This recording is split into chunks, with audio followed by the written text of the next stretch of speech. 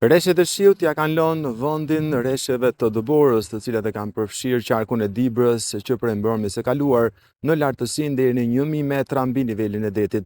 Në disa fshatra të qarkut Dibër, si në bashkinë e Dibrës, të Bulqizës, por edhe të Klosit, ka patur rreshje të Dëborës, të cilat shkojnë deri në 10 cm trashësi, por pa krijuar probleme në qarkullimin normal të automjeteve.